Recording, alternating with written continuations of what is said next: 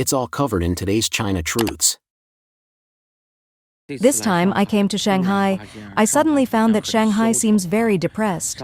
There are not many people in the shopping malls, and many factories have closed down. Look at this airport. It is also deserted with very few people. The netizen lamented that there is really no comparison between Shanghai now and the metropolis of previous years. He checked and found that Shanghai has experienced a net outflow of people in recent years. A man visited a newly opened shopping mall in Shanghai and found that there was very little foot traffic inside. Let's go to Guojin and take a look at Shanghai. I heard people say that the economy is very depressed now, and we'll see if there are more people there. There are no people here at all. What's wrong with the city's economy now? No one is consuming anymore. The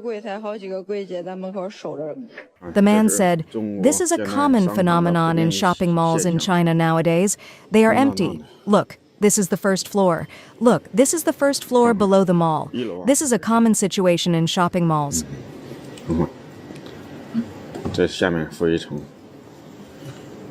这是普遍的现状，商场。 In addition to shopping malls, store closures in Shanghai are also severe. A female restaurant owner expressed her dilemma. Do you know how difficult it is to transfer stores now? The transfer notice has been posted for a month. From the initial 100,000 yuan, it dropped to 80,000, 60,000, 50,000, and still no one accepted even 30,000 yuan.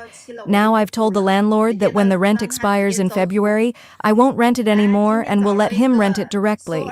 Today, I found a chef who buys secondhand kitchenware to come and take a look. Such a big display cabinet, such a big air conditioner, and such a big freezer.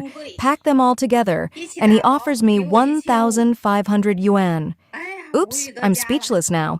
These subway stations in Shanghai, which were once crowded, are now described as deserted, which is no exaggeration at all.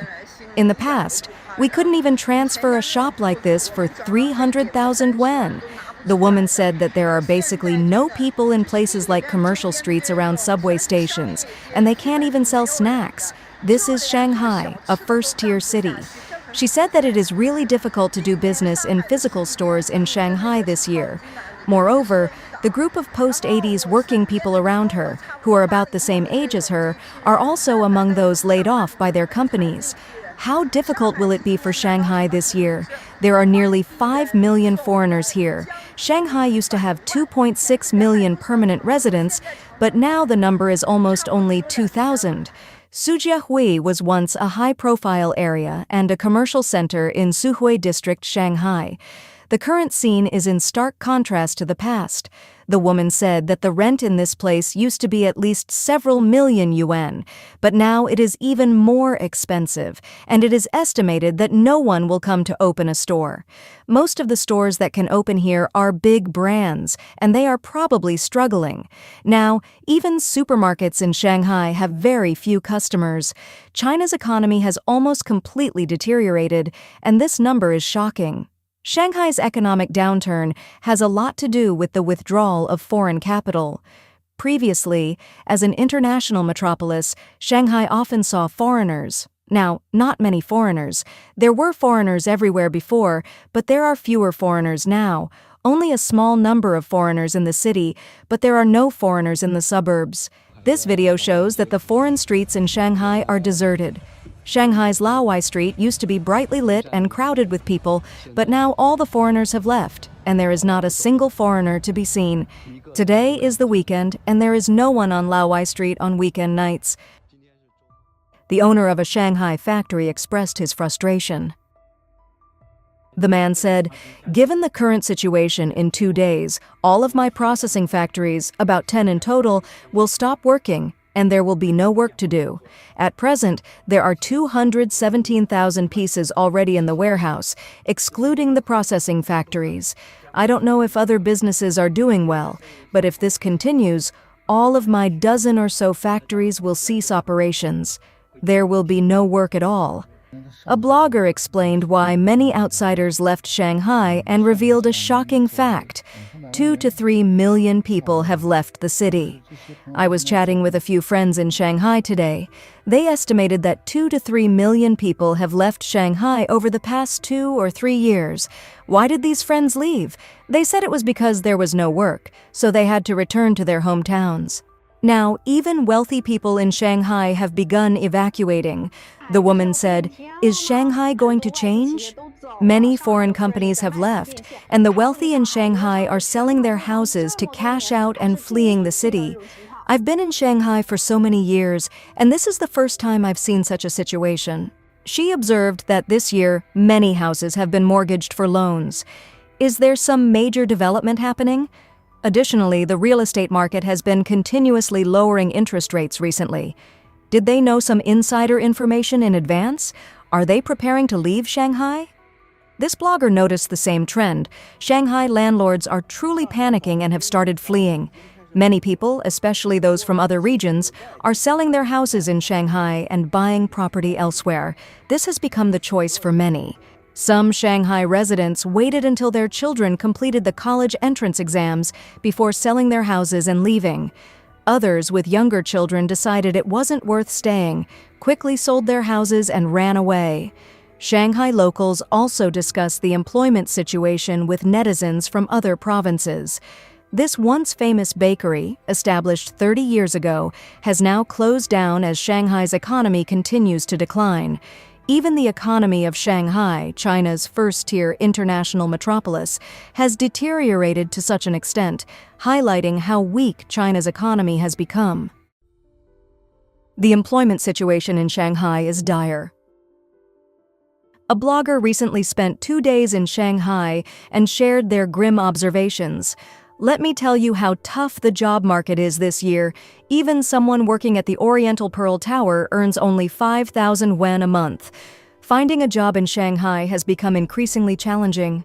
Positions offering just 4,000 to 5,000 yuan monthly are in high demand, with college graduates struggling to secure employment. The blogger shared a striking example. A company advertising for a conference room attendant paying 4,000 to 5,000 yuan received over 500 resumes, including applications from undergraduates and even 2 master's degree holders. Now, even master's degree holders in Shanghai can't find jobs.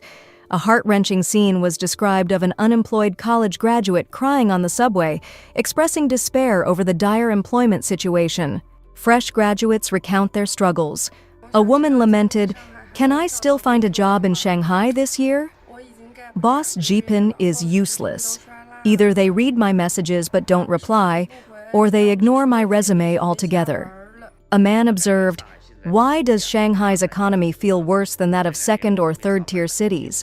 Nearly everyone I know has been laid off in the past 2 years. Some haven't found a job for nearly 2 years and have gone back to their hometowns." Another woman, who interviewed for roles like director, operations, and sales AE, shared her frustration. "Every company I interviewed with offered just 6,000 yuan before tax. After taxes, it's barely over 4,000 yuan. How can anyone survive in Shanghai on that? I used to think salaries here were at least 10,000 yuan a month. This is terrifying." Some college graduates unable to find jobs have turned to food delivery, but their stories of hardship are often heartbreaking. Xi Jinping proposed the Chinese dream in 2012 and defined it as the great rejuvenation of the Chinese nation, specifically manifested in the prosperity of the country, the rejuvenation of the nation, and the happiness of the people. However, under his governance, China today is plagued by issues. The economy is rapidly declining, and people are living in hardship. The former Chinese dream has now turned into China is poor. Recently, it was reported that a 2014 survey on the wealth perception of the Chinese people showed that 77% of Chinese at that time believed they were richer than they had been 5 years earlier. More than 10 years later, in 2025, this proportion has dropped to only 36%. This indicates a rapid shrinking of Chinese people's wealth, with 74% of the population heading towards poverty. Now, facing a tariff war with tax rates of up to 245% imposed by the United States on Chinese exports, The prospect of economic recovery after the pandemic under the CCP government, along with the dream of wealth for the mainland population, is becoming increasingly distant. Everything is gradually closing in on the Chinese people. A period of hardship and extreme hunger is approaching across the entire land of China under the CCP's unprecedented leadership. Song Guocheng, a senior researcher at the Center for International Relations Research at National Chengchi University in Taiwan, and an expert on Chinese issues and international strategy, pointed out that the Chinese people now face 10 difficulties: difficulty eating, difficulty dressing, difficulty attending school, difficulty finding jobs, difficulty getting married, difficulty having children, difficulty with housing, difficulty getting medical care, difficulty with elderly care, and difficulty with funeral arrangements. These 10 difficulties encompass almost every stage of life, cradle to grave, where everything is difficult. Song Guocheng remarked that China is experiencing a major historical shift from the Chinese dream to Chinese poverty. He used 8 words to describe China's current economy: deep and incurable, and summarized the 10 most worrying phenomena on the mainland. 1. Extreme gap between rich and poor. According to statistics from the Chinese Communist Party government, 960 million people in China have an average monthly income of less than 2,000 renminbi, accounting for nearly 70% of the population. At the same time, 1% of the Chinese population controls 90% of the nation's wealth, while the remaining 99% own only 10%, an extreme disparity between rich and poor. According to World Bank data, there are currently about 200 million people living in poverty in China, and the wealth gap between the richest and poorest families is 359 times. 2. Emergence of the social volcano. According to the Wall Street Journal, a joint survey by Chinese and foreign scholars titled Social Volcano shows that in the past, Chinese people believed poverty was due to personal shortcomings, such as lack of ability or effort. Now they attribute it to unequal opportunities and unfair economic systems. Song Guocheng calls this a social volcano marked by implosive social resentment, which manifests as dissatisfaction with Xi Jinping's system and despair over personal survival. 3. Desperate young people. Recently, a female employee of CICC passed away after struggling with mortgage payments following the collapse of the real estate market. In another case, a woman who graduated from a prestigious university in Beijing was found deceased in a rented apartment in Xi'an after repeatedly failing civil service interviews. Despite scoring at the top, these tragedies reflect a deeper reality. Job opportunities often depend on personal connections, bribes, or favoritism. With long-term unemployment and no clear path forward, many young people are quietly slipping into despair. Unable to face the harsh reality and receiving no support from the so-called People's Government, the CCP, they feel abandoned and hopeless. 4. Collapse of the middle class. The piano industry, which symbolizes the socio-economic status of the middle class, has also seen a cliff-like decline in sales. In the past year, 7,000 piano stores in China have closed down. The 2 leading piano brands, Helen Piano and Zhuhai Piano, both reported losses in the first half of this year. In Luoxi Town, Huzhou City, Zhejiang Province, known as the hometown of pianos in China, many piano manufacturers have shut down. This reflects the collapse of the Chinese middle class. 5. The tragedy of the silver-haired generation. Data from the National Bureau of Statistics shows that China currently has 290 million people aged 60 and above. And by 2035, this number will exceed 400 million, reaching 500 million by 2050. As China's economy continues to decline, elderly care is becoming one of the nation's most serious social issues. Song Guocheng argues that China's welfare system is deformed and unfair. He calls it a wealth-enjoying system, where the rich enjoy high welfare benefits, while the poor are left with scraps. In Western countries, welfare systems typically favor the poor, but in China, CCP cadres and the wealthy enjoy perks like housing, medical care, cars, bonuses, bodyguards, and nannies, while the poor, especially the rural elderly, are left with minimal care and support, leading to a bleak old age. 6. Collapse of the catering industry. Data from the Beijing Statistics Bureau shows that in the first half of this year, The total profit for catering companies in Beijing with annual revenues exceeding 10 million yuan was 180 million yuan, a sharp decrease of 88.8% compared to last year, with profit margins as low as 0.37%. This indicates that the entire catering industry is facing a crisis of dwindling profits. As of December 21, 2023, more than 1.265 million catering businesses in China had their licenses revoked, more than twice the number in 2022, setting a record for revoked licenses since 2020. In the first half of 2024 alone, 1.056 million catering-related businesses were deregistered or had their licenses revoked. In the first quarter of 2024, nearly 460,000 catering businesses closed, a 232% increase compared to 140,000 in the same period last year. Many newly opened restaurants shut down within 1 or 2 months, with some even closing just 3 days after opening. In the midst of the depression, a special industry of catering corpse collectors emerged in China, specializing in collecting kitchen utensils, tableware, etc., left over from closed catering businesses and then reselling them secondhand.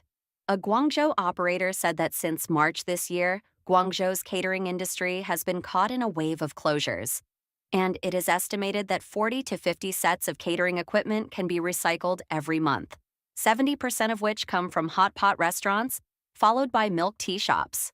7. Involutionary vicious competition. Due to factors such as overcapacity, insufficient domestic demand, and inventory backlogs, most Chinese companies have resorted to low-price competition and aggressive price wars.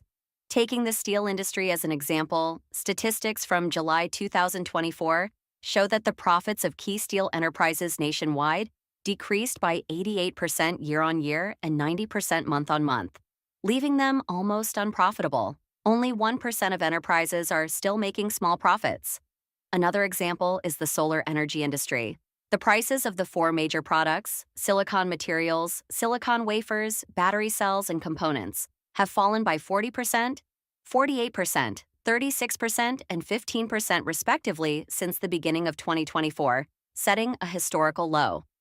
Some companies have even fallen below the cost line and are operating at a loss. 8. Leading enterprises are shaky. Evergrande New Energy Vehicle, one of China's leading automobile companies, lost 20.257 billion renminbi in the first half of 2024, an increase of 194.73% compared to the same period last year. Only 40 cars were sold during this period. In addition, China's real estate industry is in a bottomless decline. The top 10 real estate companies are all in debt or bankrupt. Even Vanke, one of the largest real estate developers in China and the world, is facing a crisis of insolvency. 9. The emergence of unfinished children. Since Xi Jinping vigorously promoted new quality productivity and concentrated national resources on high-tech industries, the highly educated generation that missed the previous economic boom has been severely neglected by society. These unfinished children, university graduates who cannot find jobs, are forced to accept low-paying jobs or face long-term unemployment.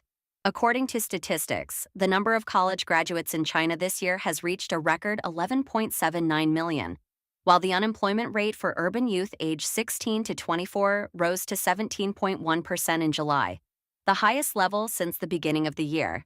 This figure does not include students or the millions of unemployed youth in rural areas. 10. High debt and exhausted finances. As of 2022, the debt of China's central and local governments stood at 114 trillion yuan. The debt of state-owned non-financial enterprises was 220 trillion yuan, and the debt of the financial system was 56 trillion yuan, totaling 390 trillion yuan. This figure is 3 times China's GDP.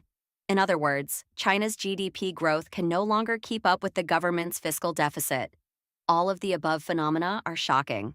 Yet, despite the economic downturn and widespread poverty, the CCP continues to spend heavily on various projects to enhance national prestige, such as foreign aid, the China Starlink project, Grand Canal construction, and the Peace Ark operation. While the Chinese people may survive on meager means, China's international status must not be diminished. Song Guocheng bluntly stated that Xi Jinping's Chinese dream is not about improving the lives of the Chinese people, but rather about fulfilling his personal empire dream. He jokingly remarked, "The people are suffering, but the CCP is scattering flowers." Please share your thoughts in the comments section below. We will keep reporting on the COVID surge in China, so don't forget to subscribe to our channel and turn on the notification bell to get the latest videos. And thank you for tuning in.